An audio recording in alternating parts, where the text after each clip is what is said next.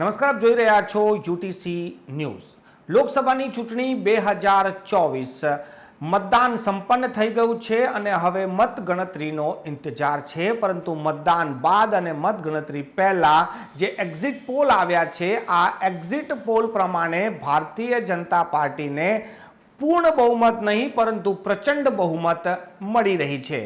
જે પણ સર્વે ઉચકીને જુઓ એ સર્વેમાં 325 થી વધારે સીટ ભારતીય જનતા પાર્ટીને મળી રહી છે। બીજી બાજુ ઇન્ડિયા ગઠબંધન પણ દાવો કરી રહ્યું છે કે તેમને પણ 295 થી ઓછી સીટો નથી મળી રહી, 295 થી વધારે સીટ જ ઇન્ડિયા ગઠબંધનને મળવા જઈ રહી છે।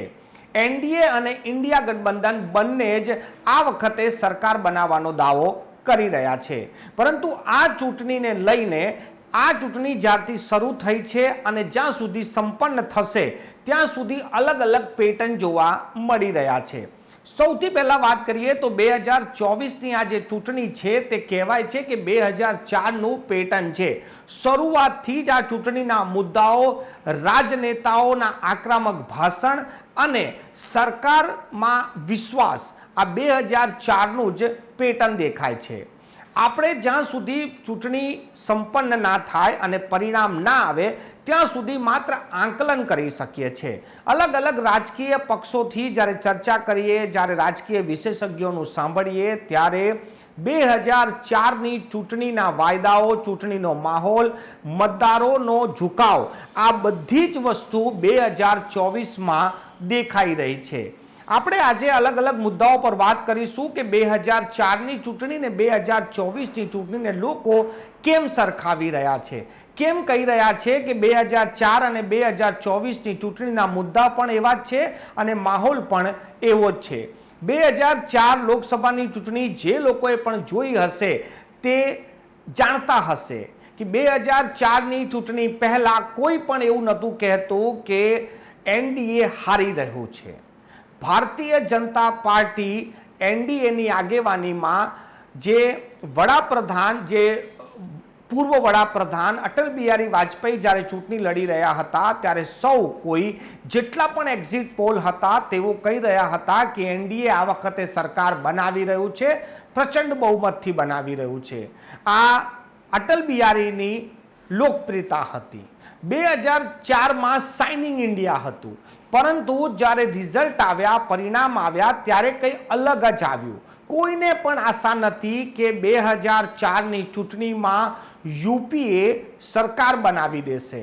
એનડીએને 150ની આસપાસ સીટો આવી ગઈ। જે એનડીએને પૂર્ણ બહુમત મળવાના એક્ઝિટ પોલ હતા તેમાં એનડીએ હારી ગયું અને યુપીએ સરકાર બનાવી। માત્ર સરકાર જ નહીં પરંતુ 10 વર્ષ સુધી સરકાર બનાવી। ડોક્ટર મનમોહન સિંહ તે સમયે વડાપ્રધાન રહ્યા। બીજી બાજુ વાત કરીએ કે 2004ની ચૂંટણીમાં પલટી કેવી રીતે। 2004ની ચૂંટણીમાં જ્યારે પલટવાની વાત કરવામાં આવે તો ઉત્તર પ્રદેશ અને બિહાર એમાં મુખ્ય ભૂમિકામાં હતા।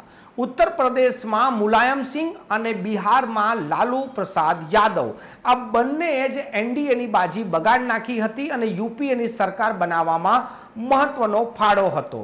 મુદ્દાઓ શું હતા? 2004ની ચૂંટણીમાં જાતિવાદ હતું અને આ વખતની ચૂંટણીમાં પણ જાતિવાદ જ છે, કેમ કે 2024માં જેટલું જાતિવાદ પર ચૂંટણી થઈ છે એટલું પાછલા 14 અને 19માં નહોતી થઈ। 14ની ચૂંટણીમાં લોકો કોંગ્રેસને હરાવવા માટે મત આપી રહ્યા હતા।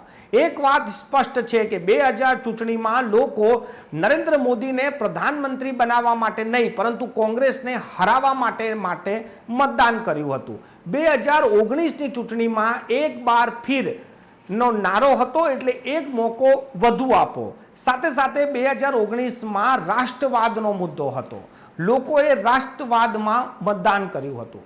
પરંતુ 2024માં વડાપ્રધાન નરેન્દ્ર મોદીની લોકપ્રિયતા વધી છે એ વાતને કોઈ નકારી શકે નહીં, પરંતુ મુદ્દાઓની વાત કરીએ તો આ વખતે જાતિવાદનો મુદ્દો રહ્યો છે। કોઈ પણ રાષ્ટ્રીય મુદ્દા પર 2024ની ચૂંટણી થઈ નથી, એટલે લોકો એવું પણ કહી રહ્યા છે કે જ્યારે રાષ્ટ્રવાદની વાત ના થાય, કોઈ પણ રાષ્ટ્રીય મુદ્દો ના હોય ત્યારે ક્ષેત્રીય, સ્થાનીય મુદ્દા હાવી થઈ જાય છે।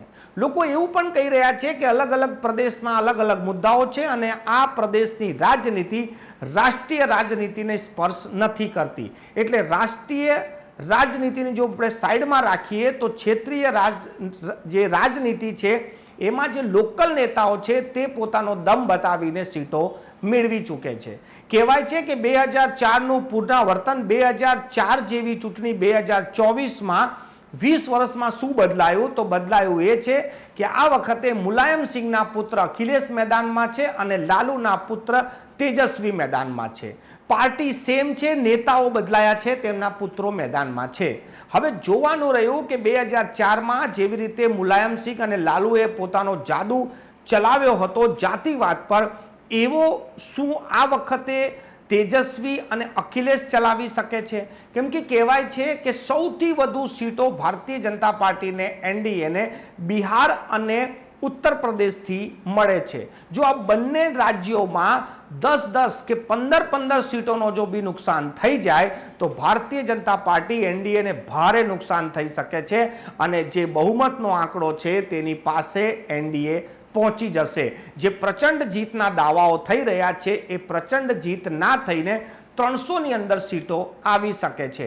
બીજા રાજ્યોમાં પણ આ જ પરિસ્થિતિ છે. પહેલી વખત કહેવાય રહ્યું છે કે રાજસ્થાનમાં પણ નુકસાન છે, હરિયાણામાં નુકસાન છે, પંજાબમાં નુકસાન છે, કર્ણાટકમાં નુકસાન છે, મહારાષ્ટ્રમાં ખૂબ મોટું નુકસાન છે, એવું પણ રાજકીય પંડિતો કહી રહ્યા છે. પરંતુ એક્ઝિટ પોલ, તમામ એક્ઝિટ પોલ ભારતીય જનતા પાર્ટીને પ્રચંડ જીત આપી રહ્યા છે. હવે માત્ર એક દિવસ બાકી છે. આ 3 જૂનનો દિવસ ખૂબ જ મહત્વનો છે, ચર્ચાઓનો છે. કોણ જીતી રહ્યું છે, કોણ હારી રહ્યું છે, એના વચ્ચે આ 24 કે 36 કલાક જવાના છે. ત્યારબાદ તો 4 જૂન આવશે અને 4 જૂનના બપોરના 12 વાગ્યા સુધી તો ચિત્ર સ્પષ્ટ થઈ જશે કે આ દેશના મતદારોએ કોને મતદાન કર્યું છે. ત્યાં સુધી તો માત્ર આંકલનો અને રાજકીય નેતાઓના જે પોતાનો વિશ્વાસ છે કે અમે જીતી રહ્યા છે તેની પર જ અમે ચર્ચા કરી રહ્યા છે. આ ચર્ચા અને આ મુદ્દા એનડીએ 300 પાર થશે કે પછી ઇન્ડિયા 295ના પાર થશે? આ બંને દાવાઓ વચ્ચે તમે શું કહો છો? તમે નીચે કોમેન્ટ બોક્સમાં કોમેન્ટ કરી શકો છો.